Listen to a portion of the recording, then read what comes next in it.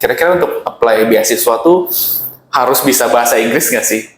Ya, jadi sesuatu yang memang harusnya untuk kita akan dapatin itu bukan tanpa usaha ya, maksudnya usaha tetap harus ada, tapi itu nggak harus sampai struggle banget. Nah, kalau sudah kedua kali masih gagal ya, tanyakan ke diri teman-teman, kenapa mau apply lagi? Leadership tuh bentuknya apa sih? Maksudnya kan kadang-kadang orang ya, saya biasanya kalau di kantor ikut aja, ikut ini gitu kan.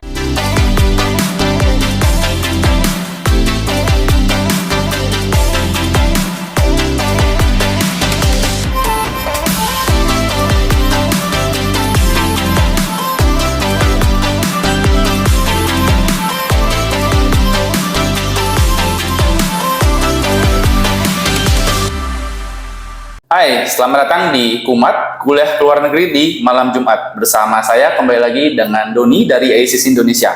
Malam hari ini spesial, kita kedatangan tamu dari International Higher Education Expert, Miss Linda Bong, yang sudah ada di education industry selama 20 tahun.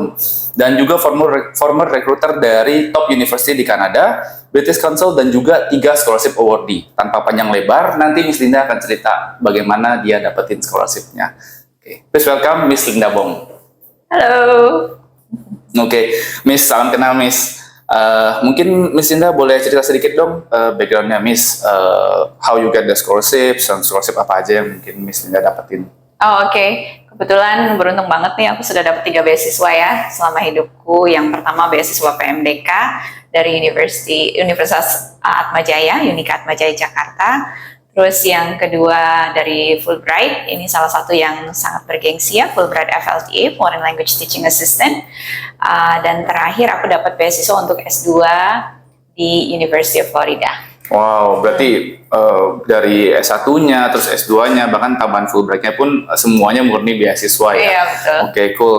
So, menurut Miss, dari semua beasiswa kan ada satu dalam negeri, sisanya luar negeri ya.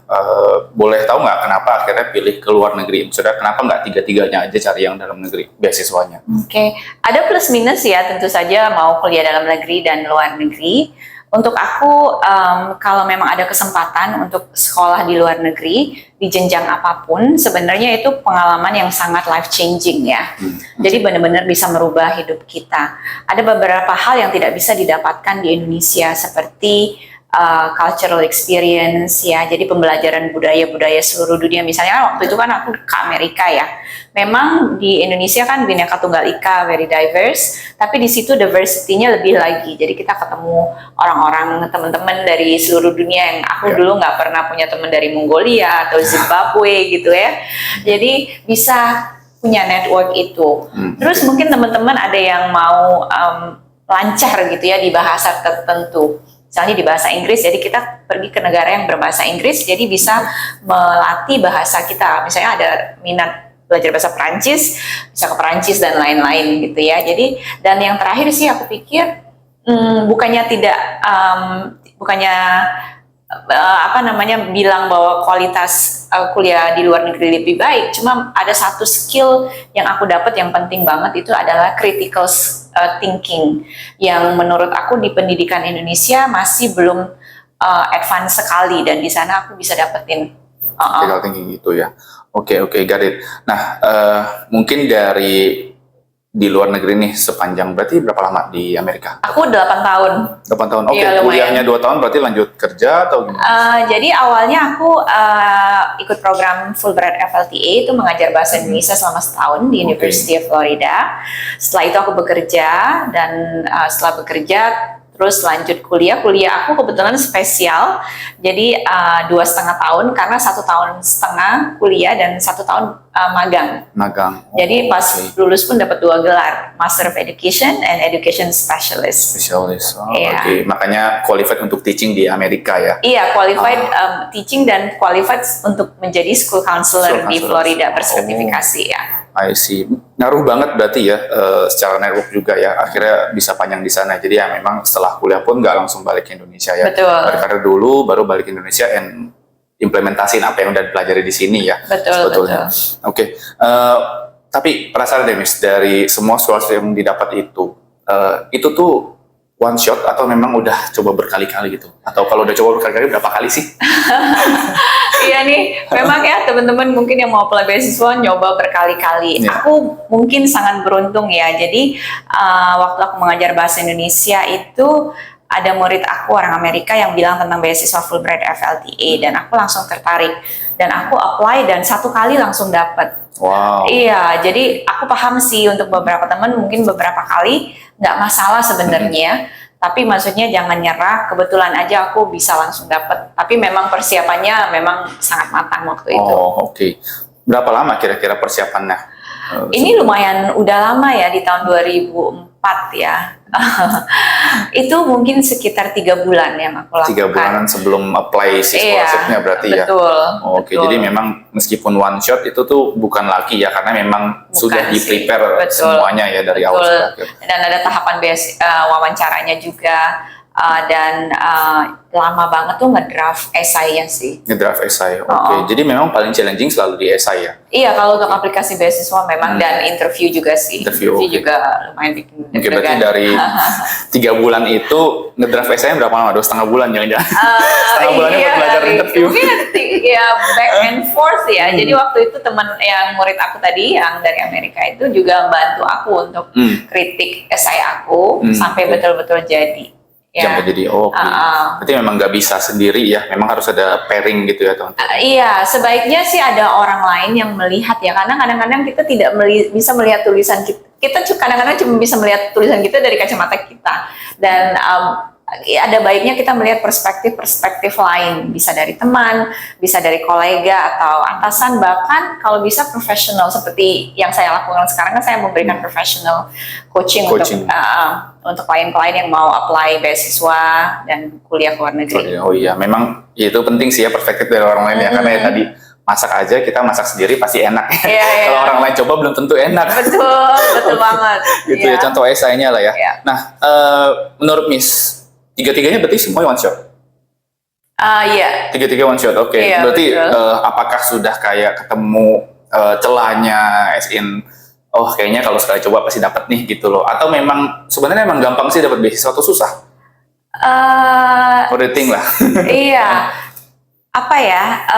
Mungkin saya punya magnetnya. I call myself a scholarship magnet gitu ya. Dan salah satu misi saya adalah membantu orang lain menjadi scholarship magnets. Susah atau gampang dapat beasiswa? Sebenarnya jawabannya susah-susah gampang. Susah gampang ya. Susah-susah gampang. Ada bagian yang susahnya, ada bagian yang gampangnya. Oke. Tapi susahnya lebih banyak berarti ya. Lumayan, iya lumayan. Oke. Nah, coba mungkin di tadi bagian susahnya apa, gampangnya apa menurut Miss? Yang aku lihat ya dari pengalaman aku membantu klien-klien, kebetulan kalau aku sih nggak banyak kesulitan secara khusus, to be honest ya. Ini untungnya semuanya lancar. Tapi kalau aku ngelihat klien-klien aku dan secara keseluruhan sih, kadang-kadang banyak tidak punya motivasi yang betul-betul dan komitmen yang 100%. Jadi misalnya nih, ngelihat ada beasiswa LPDP contoh, aku mau apply tapi tidak punya motivasi yang lebih atau komitmen yang 100% untuk mengejar itu. Aku kasih contoh, salah satu klien aku, 2 deh klien aku.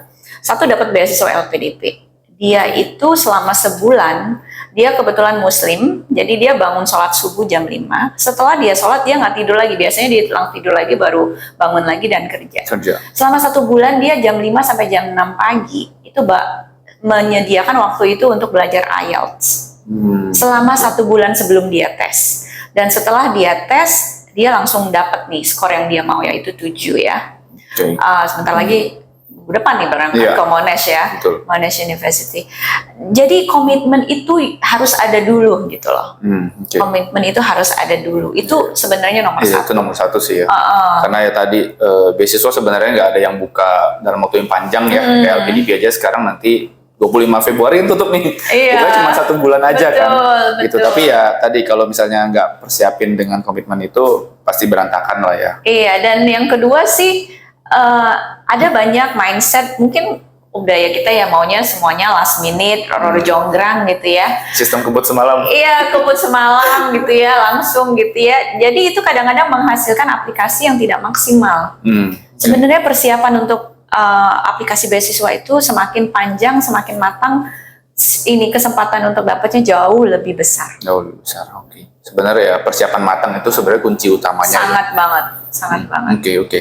Nah, menurut Miss kan berarti awardee Fulbright, terus dari klien yang memang sudah pernah ditangani kan pasti ada banyak ya, ada LPDP, Chevening dan yang lain. Iya, yang lain-lain. Dari semuanya, mungkin kita closest one nih yang paling terdekat sekarang lagi masih buka nih kan LPDP nih. Ya, menurut Miss kunci Fulbright utamanya selain si tadi SI itu ada hal lain nggak sih?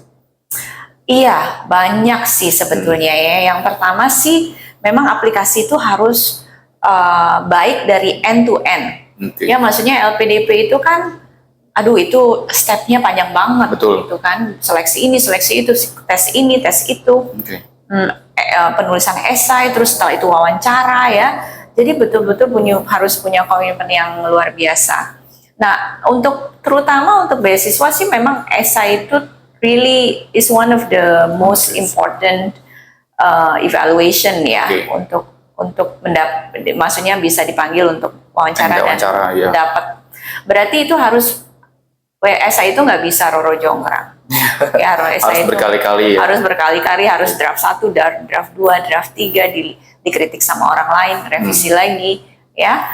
Yang tadi klien saya yang saya cerita dapat LPDP tadi, dia 5 draft ya, draft 5 yang finalnya itu sekitar 3 bulan dia ngedraft 3 bulan. Oke. Paling banyak berapa draft, Miss? Sebetulnya nggak ada batasan. Dan aku selalu bilang sama klien aku, sebenarnya nggak ada final draft. Oh, okay. Final draft, biarpun itu sudah disubmit, sebenarnya esai itu tetap bisa direvisi lagi. Okay. Ya, selalu ada hal yang lebih baik nanti pasti dapat. Selalu ya. Pasti. Setiap dibaca, ada lagi yang mau ditambahin. Pasti. Okay. Nah, oke lah itu one point. Berarti kapan kira-kira let's say kayak LPDP nih 25 Januari sampai 25 Februari. Kalau submit at the end kan berdasarkan pengalaman ngantrinya malah belakangan. Ya kan submitnya malah nggak kebaca lah yang awal-awal yang belakangan ya. Nah, kalau kayak misalnya kayak tadi nih esainya nggak ada finalnya. Sampai kapan kira-kira menurut Miss udahlah ini cukup udah submit aja. Iya. Kan kalau gitu ntar malah nggak taunya besok deadline, mau nggak mau besok submit kebut semalam gitu. Nah itu gimana Miss menurut Miss? Biasanya klien itu ketemu saya kalau mereka sudah mentok. Oh, oke. Mentok berarti dia nggak tahu lagi mau diapain lagi esainya. Dan itu timing yang pas untuk ketemu saya. Aku bilang, oh bagus nih kalau udah dia mentok di sana. Nah mentok ini ada 2 pilihan kan, mau submit langsung bisa atau cari feedback dari orang lain gitu kan. Terus aku juga punya satu praktis yang aku selalu lakukan, yaitu namanya sleep on it. Sleep on it. Ya. Okay. Jadi esai itu harus apa ya bahasa Indonesianya, jadi tidur dulu, jangan misalnya hari ini merasa selesai terus disubmit, tapi tidurlah dulu, kadang-kadang dapat pencerahan soal ya. Mimpi apa gitu ya, apalagi pas besoknya pagi mandi kepikiran apa gitu kan. Nah setelah di sleep on it paling minimal itu 1 malam baru di submit, karena kadang-kadang ide akan muncul in between. Saya pun gitu, misalnya saya ngedit nih, salah satu service yang saya berikan itu membantu edit esai klien-klien saya. Jarang sekali saya langsung kirim, kecuali ya mepet banget, dan beberapa klien mepet banget gitu, jadi nggak ada pilihan, jadi langsung kirim. Terutama yang saya penting, saya selalu kasih waktu, biarpun saya sudah selesai 1 atau 2 hari saya baru kirim ke klien. Karena kadang-kadang in the middle itu akan ada sesuatu yang muncul. Dan sayang kalau nggak direvisi lagi ya. Oh, that's the reason kenapa nggak ada finalnya sebetulnya ya. Karena setiap hari kita tidur ya. Setiap pagi pasti dapat ide baru ya. Oke. Nah, coba lanjut sedikit nih ngarung ngidul. Kemarin ada komen dari TikTok, dia nanya kira-kira untuk apply beasiswa tuh harus bisa bahasa Inggris nggak sih? Which is true, memang harus bisa bahasa Inggris, pasti itu hal yang pertama kan. Tapi untuk ngutarain jati diri gitu di esai atau personal statement kan harus lancar dulu. Let's say kita ngutarainnya dalam bahasa Indonesia, nanti sambil berjalan tingkatin IELTS-nya baru di rework jadi bahasa Inggris yang benar dan baik gitu ya. Itu menurut Miss efektif nggak sih? Aku punya kasus nih. Aku punya ini kasus nyata nih. Jadi yes and no ya. Dalam arti tergantung juga ngeplay kemana ya. Memang kalau negaranya berbahasa Inggris harus menyertakan TOEFL atau IELTS ya. Baik ada kompetensi di bahasa Inggris, cuma maksudnya tidak harus lancar sekali, karena ada beberapa program, maksudnya kan IELTS sama TOEFL itu kan sebenarnya bisa dilatih, jadi tidak harus fluent bicara bahasa Inggris untuk maksudnya berhasil di tes itu sebetulnya. Betul. Tapi gini loh, aku punya klien nih, dia sulit menulis di bahasa Inggris, jadi dia menulis di bahasa Indonesia dulu, setelah itu dia Google Translate. Itu hasilnya betul-betul amburadul. Iya, Google Translate. Iya, hasilnya betul-betul amburadul. Terus ada satu lagi, harus mengerti bahwa bahasa Indonesia dan bahasa Inggris itu dua bahasa yang berbeda, dengan pendekatan yang berbeda. Bahasa Inggris itu dia singkat, padat, dan jelas. Dia banyak menggunakan kalimat aktif. Bahasa Indonesia itu lebih, maaf ya bertele-tele ya, memang nature bahasanya seperti itu, lebih panjang, dan banyak kalimat-kalimat di bahasa pasif. Jadi pendekatannya itu memang nggak bisa sama. Jadi aku saranin ke klien sih yang kesulitan menulis di bahasa Inggris, sebisa mungkin cobalah langsung menulis di bahasa Inggris. Nggak apa-apa berantakan. Nggak masalah berantakan, karena ada banyak tools yang bisa dipakai untuk polish itu. Contohnya menyewa editor atau minta bantu teman atau guru bahasa Inggris atau bisa juga sekarang ada banyak tools kan kayak Grammarly, dari Quillbot, dan sekarang ada juga ChatGPT ya, dan lain-lain, seru bisa banget. Nge-paraphrase ya, dan nge-reword. itu bisa menggebantu, tapi hati-hati, jangan sampai nanti ke-detect bahwa itu plagiarism atau copy and paste ya. Betul. Iya, aku sempat ini pengalaman pribadi ya, sempat kemarin ngetes mau coba kira-kira SOP atau statement itu bisa nggak sih di rework. Ternyata bisa di rework. Tapi memang kalau kita cek itu 80-90% kedeteknya plagiarism. Iya. Jadi which is kalau di Indonesia mungkin agak susah ya, beberapa kayaknya masih biasa gitu. Tapi kalau di luar pas bikin esai atau pas lagi apply uni belum apa-apa dia udah reject, dibilang udah plagiarism. Dan itu hati-hati teman-teman, bisa ke-ban. Karena udah ada contohnya kemarin dari satu students itu ngerjain esai, dia itu ke-ban sampai 2 tahun, jadi dia nggak bisa apply ke universitas tersebut dan jaringannya. Jadi nggak cuma satu yang ban. Jadi hati-hati kalau salah satu tuh ban-nya banyak, terutama US. Kebetulan kemarin US, jadi apply satu, dia ke ban di situ, ke ban dan jaringannya. Jadi itu banyak banget top uninya yang ikutan gitu loh ke ban. Nah itu ya bahayalah istilahnya kan. Menurut Miss kalau let's say kayak tadi si beasiswanya setelah LPDP ini sekarang kan yang buka lagi si Fulbright ya, lagi buka. Fulbright sendiri kalau Miss tuh lihatnya seperti apa sih? Maksudnya untuk pencarian kandidatnya kan kalau LPDP jelas ya, misalnya dia memang cari supaya setelah dia balik kan mau berkontribusi ke Indonesia, membuat Indonesia seperti apa gitu, itu yang dicarikan. Fulbright sendiri menurut Miss seperti apa? Mereka aku pikir kurang lebih mirip lah sama beasiswa-beasiswa lain.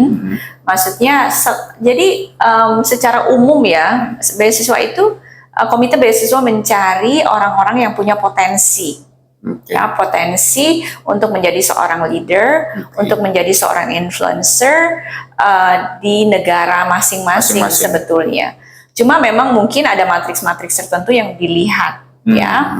Terutama misalnya Fulbright itu esainya ada study plan-nya, ada personal profile-nya, terus ada contoh essay writing sampel-nya. Jadi dia lebih banyak justru. Karena mereka juga mau melihat kesiapan kandidat ini, keberhasilan, misalnya kalau dia dikasih, dia siap nggak gitu kuliah di Amerika dan akan berhasil dan selesai atau enggak gitu ya. Jadi memang itu lebih rigorous lagi, dan mungkin bedanya kayak Fulbright, Chevening sama Australia Awards contohnya ya, dia jauh lebih kompetitif dari LPDP. Ya, karena dia slotnya nggak terlalu banyak. Slotnya dikit. Jadi itu persiapannya harus jauh lebih matang. Iya. Nah, sebenarnya emang mirip-mirip sih ya. Morley cari si leader itu ya, next leader, karena Chevening pun tanya hal yang sama ya. CSI, leadership dan yang lain, beasiswa juga. Selain itu, contoh berarti, let's say emang semua beasiswa kan mencari kayak the next leader-nya lah ya untuk di negaranya masing-masing.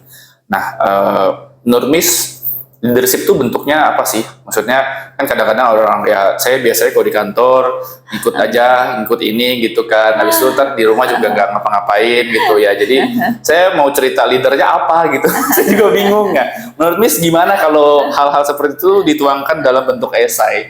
Oke. Jadi semua orang punya definisi leader atau leadership masing-masing.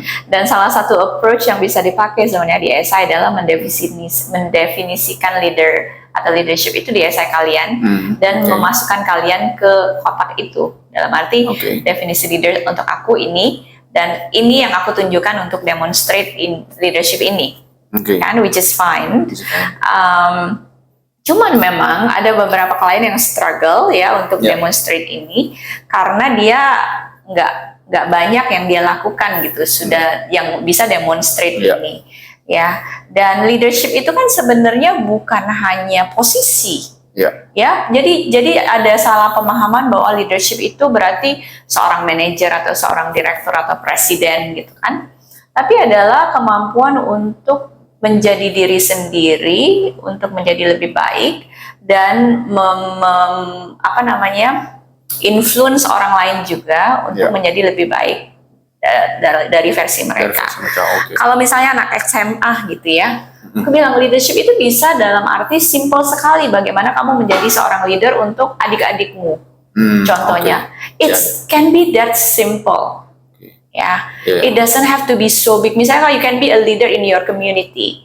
Misalnya kalian ikut, misalnya salah satu klien saya dia jadi volunteer untuk program namanya English Room. Jadi dia mengajar bahasa Inggris untuk anak-anak yang kurang mampu gitu ya.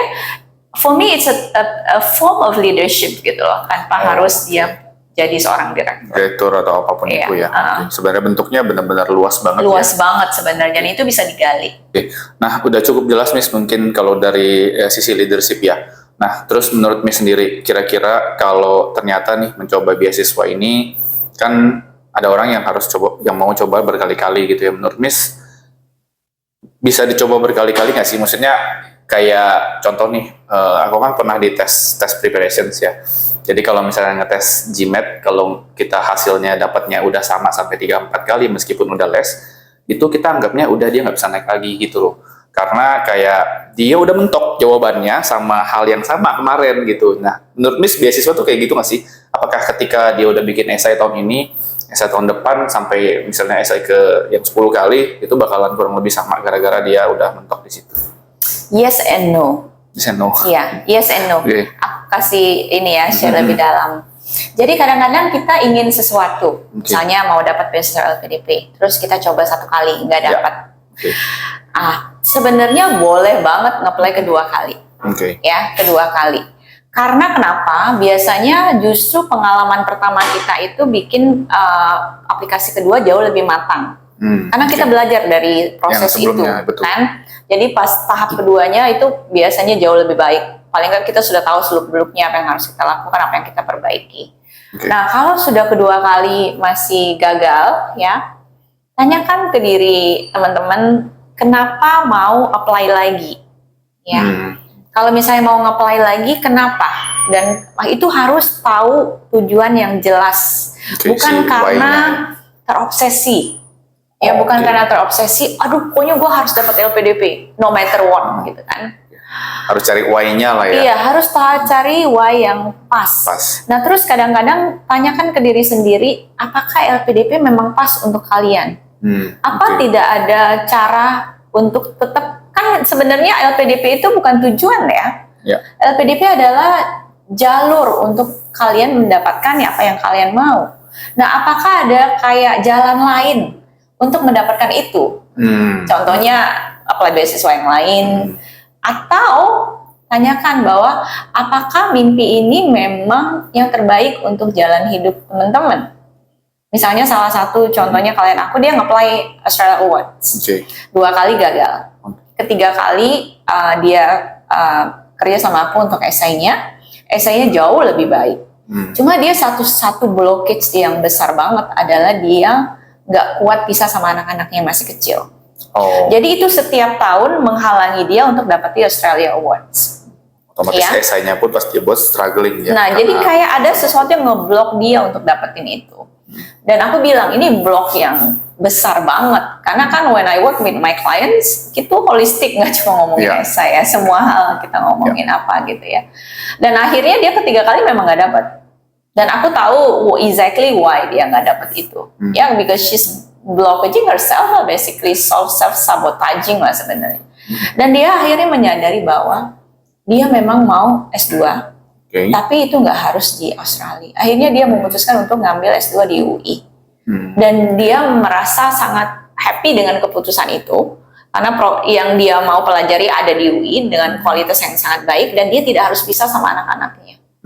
So Why-nya di sana that sebetulnya. was also a happy ending for me. Ya. Yeah, for me it was also a happy ending. Yeah. Menarik ya. Iya. Iya, nggak kepikiran soalnya karena ya tadi baik lagi Iya. ada orang yang mau berkali-kali coba segala Iya. macam tapi nggak tahu why-nya ya. Terus ingat ya bahwa maksudnya kalau memang mungkin karena saya agak tradisional mungkin ya, I don't know ya, saya percaya namanya takdir. Jadi kalau itu memang tidak ditakdirkan untuk Anda, biarpun Anda push terus, itu nggak akan datang. Ya, Oke. jadi sesuatu yang memang harusnya untuk kita akan dapatin itu bukan tanpa usaha ya, maksudnya Ya. usaha tetap harus ada, tapi itu nggak harus sampai struggle banget. Less Kalau effort kita lah. struggle banget, itu berarti it's not for us sih. Oke, Ya. just let it go ya. Let it go, and it's okay gitu to let it go. Oke.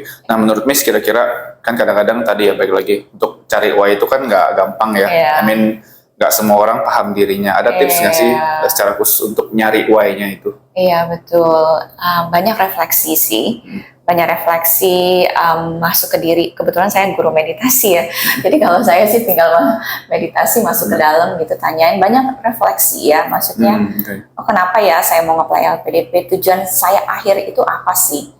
Aku sering banget nih ngobrol sama klien-klien aku, kebetulan aku bisa bantu gali itu ya, salah satu yang aku lakukan adalah aku gali. Banyak klien datang misalnya, aku mau kuliah di Oxford contoh. Aku selalu tanya, apa yang kamu cari di Oxford? Tujuan akhirnya apa? Dan banyak banget klien yang nggak bisa jawab itu. Pokoknya aku mau kuliah di Oxford aja kan, Miss Oxford is one of the best. One of the best, top Yeah, I rank ya. know. Kayak semua orang jawabannya sama ya. Iya, I know. Kualitasnya bagus, Miss. Yeah, that I know too.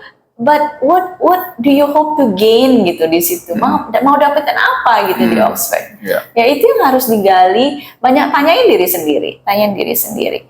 Karena sebenarnya going to Oxford also is not a goal. Iya. Like what do you want to do? And then Iya. setelah kamu lulus, what are you gonna do with that degree? Going to Oxford is just the start ya. Iya, itu Bukan the goal. part of the journey ya. Iya, Itu iya. yang jadi teman-teman harus gali lebih dalam. Kalau memang teman-teman open to meditasi juga boleh meditasi, atau ya just journaling, ya maksudnya journaling aja, atau berdoa atau apalah itu yang teman-teman Iya. lakukan. Ya harus Know memang itu yourself. harus ke dalam sih. Ke dalam ya, benar-benar Iya, harus nggak tahu bisa di dirinya luar. sendiri ya.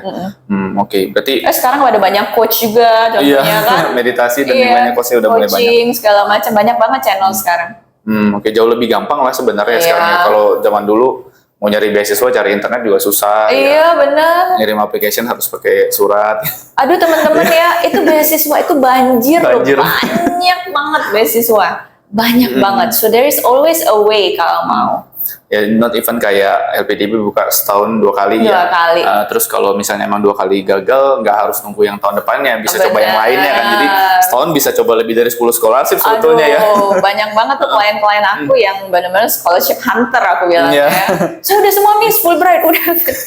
Dicobain Wah, semua ya. hebat sekali ya. Oke. Nah, tapi kalau ngomong bicara soal timeline nih, scholarship itu kan timelinenya rata-rata ada yang tumpang tindih ya. Iya, Ada yang betul. barang bukanya, ada yang Iya. bukanya mungkin beda seminggu dan 2 minggu. Iya. Nah, menurut Miss, efektif nggak sih ngerjain semua beasiswa sekaligus buat apply sekaligus di waktu yang sama? Apa enggak nungguin? Enggak sama sekali. Enggak sama sekali. Jadi teman-teman kalau misalnya ada beasiswa yang buka nih, misalnya sekarang kan lagi buka Fulbright, Sama LPDP. LPDP sama Australia Awards Awards, sebentar lagi, ya. Jadi wow gitu kan. Jadi kalau bisa fokus satu-satu, boleh nge-apply tiga-tiganya, tapi jangan langsung tiga-tiganya langsung dikerjain bareng. Tapi mestinya selesaikan satu, fokus sama satu, setelah itu fokus sama satu lagi, dan selanjutnya. Bener. Ada beberapa, karena ini kan prosesnya lumayan panjang, kecuali memang teman-teman udah mulai dari tahun lalu, gitu kan, ini cuma final touch aja, nggak masalah. Tapi kalau dari nol, mungkin harus pilih sih, harus pilih satu atau dua. Kayak kemarin ada klien aku juga, Miss aku mau nge-apply, ini Fulbright lagi buka, Australia Watch, aku yang mana ya? Tanya lagi dia mau ngapain, akhirnya dia mutusin salah satu aja. It's the best ya, anyway ya, nggak harus coba semua sebetulnya. Betul, jadi mendingan maksimal satu daripada tiga, tapi tiga-tiganya nggak maksimal. Kepecah ya, jadi fokusnya juga ya, karena anyway pasti tujuan dari beasiswa itu masing-masing beda-beda ya, jadi esainya pun pasti harusnya beda, meskipun ada intinya yang sama ya. Iya, ada yang mirip, tapi nggak saklek sama. Lanjut nih Miss, kalau itu kan udah partnya part satu si esai ya, berarti setelah lulus esai, biasanya kan student pasti dipanggil interview, baik online ataupun face to face ya. Menurut Miss, part interview itu sama pentingnya nggak sih kayak esai? Penting banget. Cuman sering banget orang-orang itu underestimate interview. Karena budaya latihan interview itu bukan budaya umum untuk orang-orang. Jadi orang-orang itu role play atau simulasi itu bukan hal yang umum yang orang-orang pikirkan untuk lakukan sebelum sebuah interview. Padahal itu sangat penting. Jadi aku selalu bilang sama klien aku bahwa interview itu kayak kita mau manggung. Kalau misalnya kita penyanyi nih, kita harus manggung kan. Kayak perform gitu ya, performance is the performance. Kalau kita nggak latihan, itu hasilnya pasti nggak maksimal. Dan sering, misalnya contohnya, ada salah satu klien aku, dia nggak dapat beasiswa LPDP tahun lalu, dia interview nggak latihan. Jadi kan banyak kita, pokoknya I do my best lah, and then I just show up and do my best lah, just be myself gitu ya. Sedikit sekali orang berhasil dengan cara ini. Kebanyakan orang gagal. Karena tidak latihan dan atau tidak persiapan. Ya, jadi yang kedua kali dia kebetulan dapat kontak aku, kita latihan, dan dia tahu kenapa latihan itu akhirnya menjadi persiapannya jauh lebih baik. Karena aku latihannya itu benar-benar semua ya, holistik banget, dari pakaian, gestur, pemilihan kata, penyampaian ide-ide. Jadi detail sekali, sampai dia nggak nyadar, misalnya dia latihan online, ini kan waktu itu interviewnya online, nggak tahu tahun ini masih online nggak ya. Jadi matanya itu ke kiri ke kanan, jadi aku harus ajari dia, misalnya ini kan ada kamera nih di depan, fokus ke depan gitu kan, sesuatu yang simple. Terus misalnya pakai baju gitu kan, jadi walaupun misalnya interview online, take it seriously, bahwa kamu bener-bener kayak mau pergi interview. Jadi ada satu klien aku yang dapat LPDP ya, itu dia benar-benar take it over the top ya. Jadi dia benar-benar pakai kemeja, pakai jas, pakai celana, pakai sepatu pantofel gitu ya. Iya, karena banyak orang atasnya kemeja, bawahnya santai. Bawahnya piyama. Karena it actually what you wear also makes you feel a certain feeling kan. Jadi when you are full like that, you're like, oh, okay, I'm really doing it seriously. Terus klien aku bilang kan, jadi aku tanya dia, gimana feedback interview? Dia bilang gini, iya Miss, jadi as soon as I enter the room, komentar yang pewawancara itu kasih adalah, wow, kamu semangat sekali ya. Maksudnya dia udah full make up gitu. Jadi kesan pertama pun udah baik gitu ya. Setelah itu kan dia jadi lebih pede kan. Jadi setelah itu ya he killed the interview lah. Terus dapat beasiswa LPDP first try juga. Ya karena tadi proper dan latihan. Latihan. Nah sebenarnya interview mungkin part yang tricky ya, karena beberapa kali aku coba ngobrol, misalnya lolos esai nih. Esai itu kan kadang-kadang karena mungkin nggak usaha sendiri ya, kita banyak reward, banyak coaching segala macam, sehingga esai itu bagus. Akhirnya pengen interview kan. Nah pas interview itu kan kita nggak bisa nanya, nggak ada tombol ask the audience kan. Jadi murni sendiri. Menurut Miss, tipsnya mungkin selain mock-up interview itu ada tips kayak supaya link gak sih sama si esai itu sendiri? Karena kan tujuan interview sebenarnya buat mastiin kalau esai itu tuh memang dia yang buat sebetulnya kan. Salah satunya. Nah, ada tips sendiri gak sih? Iya, yang pasti sebelum interview harus baca esai lagi. Harus ingat lagi apa sih yang terus, kadang-kadang udah lupa kan, kadang-kadang beberapa bulan kemudian baru dipanggil lagi. Jadi harus baca lagi dan memahami isi esai secara full banget, komplit ya, and do a lot of research. Terus satu yang paling penting sebenarnya untuk interview ya. Interview itu masalah terbesar adalah nervous ya, Nah, kegugupan. Jadi waktu aku ketemu klien itu, yang pertama aku lakukan adalah I coach mereka beberapa teknik relaksasi yang simple ya, yang simple, cepat, langsung efektif, yang bisa mereka terapkan sebelum mereka interview. Dan feedbacknya bagus banget. Kayak kemarin salah satu klien aku, Miss, aku pakai ini, aku pakai metode pernapasan ini sebelum interview, terus aku relax, setelah itu semuanya ngalir aja. Ngalir aja, oke. Itu penting. Ya, karena kan mau persiapannya kayak apapun, tapi pas masuk ternyata udah blank, hancur semua. Hancur deh. Jadi harus relax sih. Relax ya. Oke, nah itu kan satu. Mungkin kalau interview kan di LPDP masih ini ya, masih kadang-kadang ada yang bahasa Indonesia, ada yang bahasa Inggris ya. Betul. Nah, cuman kalau kayak chevening atau full break, kalau full dalam bahasa Inggris, which is kita kan nggak sehari-hari daily-nya pakai bahasa Inggris kan. Ada tips nggak sih sambil pas interview itu persiapannya seperti apa? Oh, kalau yang bahasa Inggris ya pasti ya semuanya sebenarnya sama. Cuman memang harus latihan sih. Again harus latihan. Bisa latihan dari sama temen, atau ada memang kasus, misalnya aku lihat kemarin ada yang dapat beasiswa, aku lihat di YouTube ya, dia latihan sama temennya yang sama-sama nge-apply di beasiswa yang sama sampai beberapa kali. Kalau sama aku sih 2 kali aja cukup sih, to be honest. karena spesifik banget kan coaching aku, jadi pokoknya bisa efektif 2 kali. Bahkan beberapa klien 1 kali pun cukup, karena tergantung kebutuhan mereka. Ada yang lebih siap, ada yang perlu polish 2 kali. Harus latihan, itu aja sih. Kalau interview ya harus latihan. Sure. Nah, last but not least, mungkin kalau dari scholarship, Miss kan sudah dapat sampai 3 kali nih. Berarti mau ngambil PhD dong? Lagi nyari nggak? PhD. Dulu aku memang bermimpi untuk mengambil PhD, karena aku suka belajar dan suka sekolah ya. Jadi aku kena virus namanya lifelong learning. Virus LLL ya, lifelong learning. Dan bermimpi gitu ya mau PhD kan, maksudnya make sense setelah S2, S3 gitu kan. Tapi beberapa tahun terakhir ini aku tanyakan lagi, apa sih sebenarnya tujuan aku mau S3 gitu kan. Dan apakah tujuan itu dan aku menyadari bahwa aku tidak punya tujuan yang kuat untuk melakukan PhD. Why-nya nggak dapat sebetulnya. Iya, nggak cukup kuat gitu.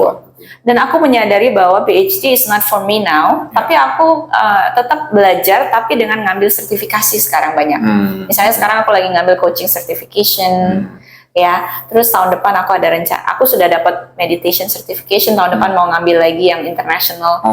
Jadi lebih ke spesifik ke program atau skills, misalnya yoga certification, gitu-gitu ya. Jadi lebih ke sana sih sekarang untuk saat ini. Memang sebenarnya why itu benar-benar yang penting banget ya. Ya, dan aku tahu sendiri. How kayak maksudku kayak untuk let it go itu kan nggak gampang ya. I mean untuk sebagian orang, aduh nih lepas gak gitu loh. Ada tips nggak buat let it go itu? Kayak ngerelain gitu loh. Ingat bahwa kalau aku ya kebetulan aku percaya bahwa tidak ada apapun yang permanen di dunia ini. Ya, aku ingat lagi itu. Jadi mimpi aku pun nggak bisa permanen. Jadi kita selalu berevolusi, berubah, dan jangan merasa let go mimpi itu berarti kita kehilangan itu, tapi kita mendapatkan sesuatu yang baru dengan let go itu. Jadi dengan aku let go PhD, aku bisa dapat sertifikasi yang lain, ilmu-ilmu lain yang also very important in my life. Jadi jangan melihat itu sebagai suatu kehilangan, tapi sebagai akan ada pengganti yang lebih baik dari itu. Jadi mindsetnya kali ya, memang utamanya itu ya. Cukup seru ya teman-teman hari ini. Teman-teman bisa nonton ini secara full dimanapun, dan mungkin terakhir nih Miss Linda, ada nggak pesan dan kesan mungkin buat teman-teman nih sebelum apply beasiswa? Bebas di apa aja gitu. Iya, teman-teman, mungkin teman-teman bermimpi gitu ya untuk bisa kuliah ke luar negeri, dan memang mungkin kalau ada keterbatasan dana, aku pikir cobalah untuk apply beasiswa. Tapi jangan iseng cobanya, tapi dengan komitmen yang 100%, motivasi yang full ya. Jadi dan semuanya kerjakan research dan do your best. I'm sure you will be able to realize your dreams too, kayak aku. Yakin teman-teman juga bisa jadi scholarship magnet. Oke, thank you banget Miss Linda. Teman-teman, kita sudahi podcast hari ini. Teman-teman bisa watch full video dan podcastnya itu baik di YouTube, Instagram, ataupun di podcast ACC, di podcast Spotify, di Apple Podcast, ataupun Google Podcast. Dan sampai jumpa di podcast selanjutnya di Kumat Kuliah Luar Negeri di malam Jumat.